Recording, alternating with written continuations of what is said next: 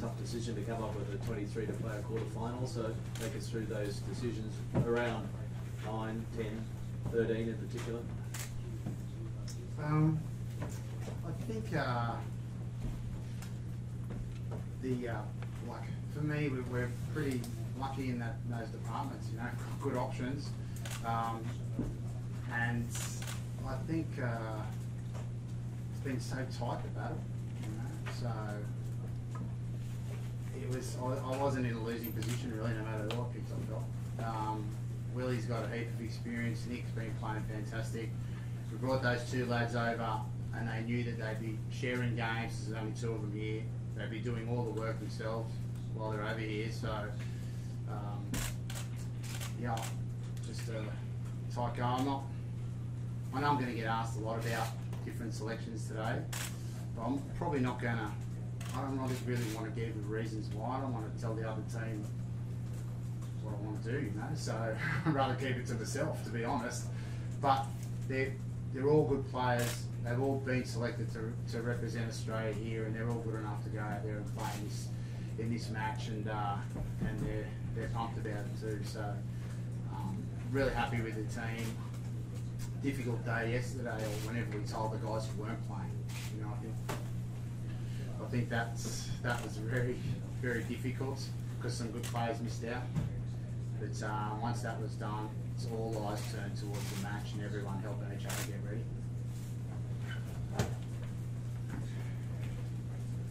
Michael, just on Jordan specifically, obviously that's a big selection there. Just what gives you confidence that he is ready, and perhaps why, maybe if the plan was for him to play 13, why he didn't in his two previous games?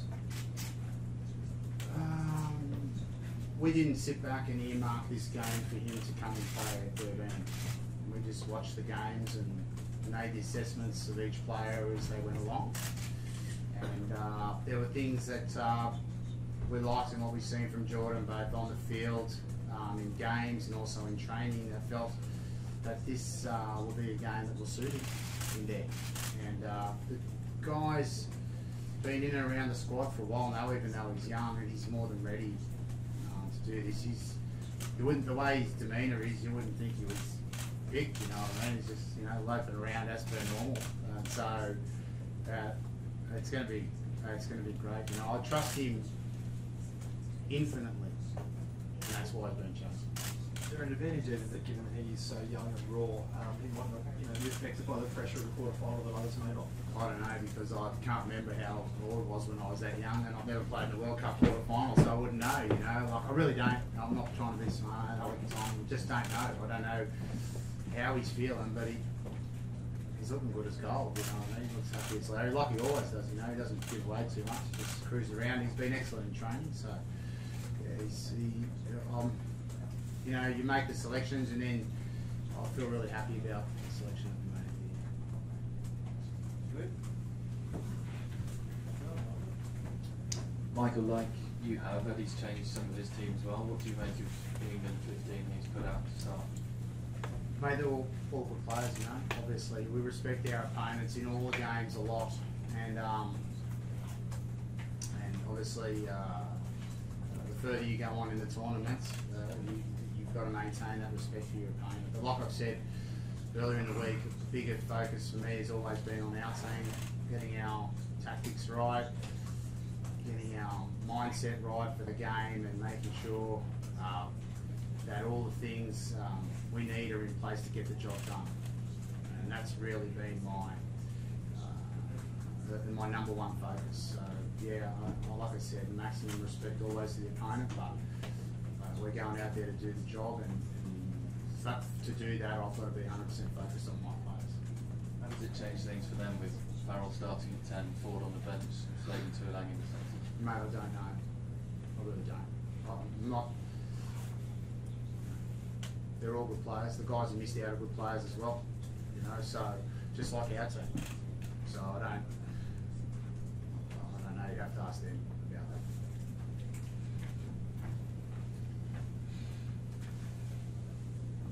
that.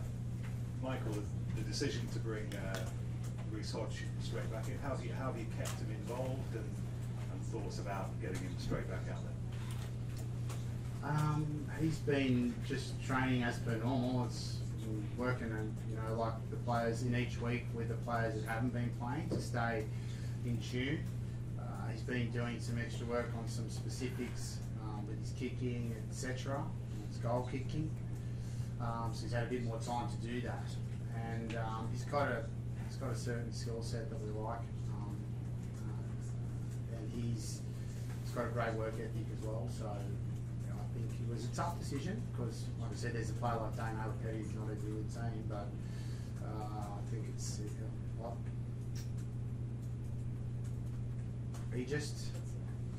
he'll be a really good fit for this game.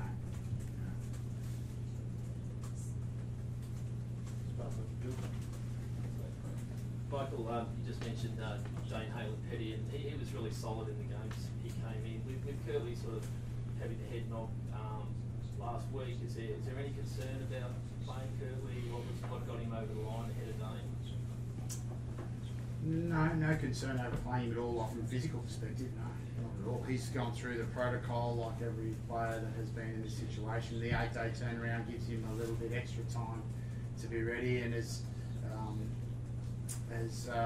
far as what he brings, I think we all know the unpredictability of game that Bill can bring, and that's something I really like. He's prime, he's fresh at least because he went off pretty early. So, but he's jumping out of his skin again. I just watch him at training now. So I know it was a tough decision, but they're the ones you can have. All of them are when it comes to this stage. So I'm a big believer in Bill. What he can bring to the game.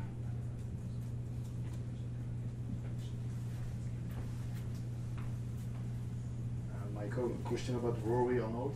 What do you think of his performances so far? And I don't know if you've noticed his brother is in Toulouse also playing. Are you sure you have Rory here and Richie? Yeah, no, there's no fine cotton here, mate. You would know who fine cotton is. I won't look it up. You'll be right. That's he has been probably the biggest improver, one of the biggest improvers, if not the biggest improver, but from 2018 to 2019. So his consistency is there. He's aggressive. He wants to be in the fight. He's getting to understand how he can use his big body as a weapon, and I like that about him. He also understands he's working better in the lineouts. And what his role can be in lineouts, both attacking and defensive, because he's a tall guy, and that's why he's being selected regularly. So you'll enjoy him over there in France next year. I'm not happy about that. But anyway, what do you do? Just on the background, obviously talked about a lot. Just your views and the selectors as to why that is the best combination with Michael and David still in that starting background. Mate, I think just on that, like the pack's been pretty much unchanged the whole way through, like after the rotations as far as when we want to have the pack.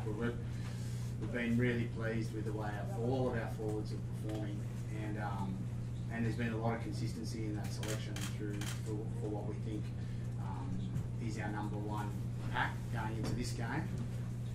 And I don't think we've had any doubts over that at all.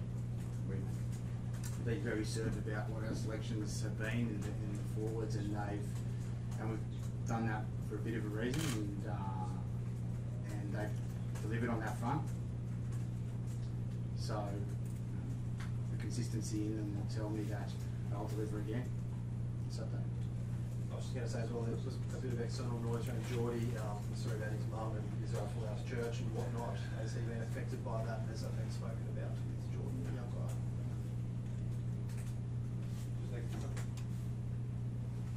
Yeah, we were talking to Eddie earlier. He was saying how proud he was of you and the job you've done with Australia. I was wondering what you felt about how he's handled England. He's been there for a bit now, hasn't he? Yeah, he's done a good job, for sure.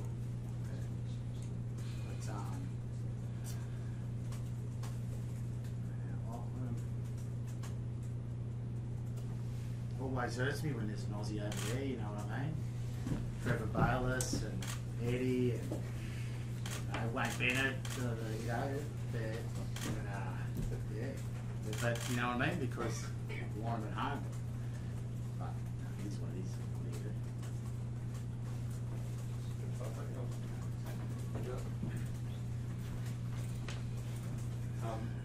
Michael, just on Eddie, I'm just wondering if you were you surprised by the changes that were made?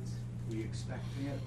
Do you get any satisfaction by the fact that Eddie seems to have suggested he's made the changes because he has to cope with a specific threat, particularly from your midfield? So the three answers there are no across the board, right? So no, I'm not surprised because I'm not really. I wouldn't know exactly what their team is. Probably the same as he would not of ours. And yeah, no on the other ones because most of that stuff is like. What's the word for it, isn't it? Fake news, is that the one they normally put out there? Like, I changed this because of this is happening. Mate, none of us are giving out our tactics in real life, you know what I mean? And that in real time, to be honest. And we'd be mad if we did, you know what I mean? If he was really telling me that he's changing the thing because of this, and I'm not going to go to my blokes and say, well, he changed it because of you guys. Mate, that's irrelevant to us, that stuff. It's just like, turn up and be ready, play what's in front of you. It doesn't matter as long as you know exactly what you want to get, and then you go out there and get it, and that's it. I'll come back now. Simon, maybe a question for you as well. Wider perspective. Have either of you noticed trends in the way the game's been played during this World Cup? Things that have surprised you, just the things that teams are up to. What's caught your eye? Wider perspective.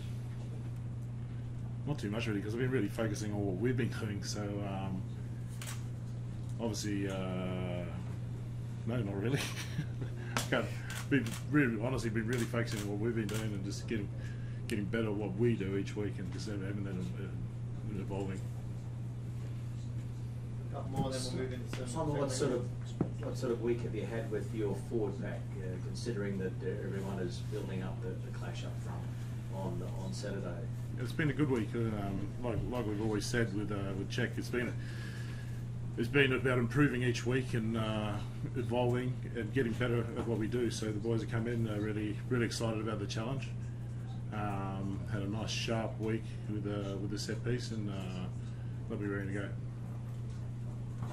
Then we might go into French and Japanese after this go. We're just back on Jordan. For those of us that don't know him as well as you do, can you just explain a bit about his character and what you see in him as a bloke and a rugby player? He's just he's a good young rugby player, you know. He's pretty relaxed, you know what I mean? But he's very well prepared. That's the one thing I've noticed about him. He gives off a demeanour of, you know, it's all pretty cool and chilled, but he's very well prepared, both off the field in getting ready tactically and also physically. You know, he's been preparing himself for a long time, getting himself ready, being able to overcome injury. He's very resilient in that manner already at a young age. He's had a couple of injuries that have kept him out of games. He's been able to establish relationships inside the team when he's been carrying the wallaby around for a while. That's our youngest player, carries the wallaby around. He's been carrying it around for a while. He's still carrying it around, and he's been able to build good relationships inside the team. He's very well liked, and I think that he's very consistent in that way. And he's got a great demeanour. I really like it. Michael, just on that, I take it the age factor didn't come in at all, given the sort of pressure of the occasion. You like what you see in this character? Well, mate, I wouldn't be looking at the age of players at all, at either end of the spectrum. So,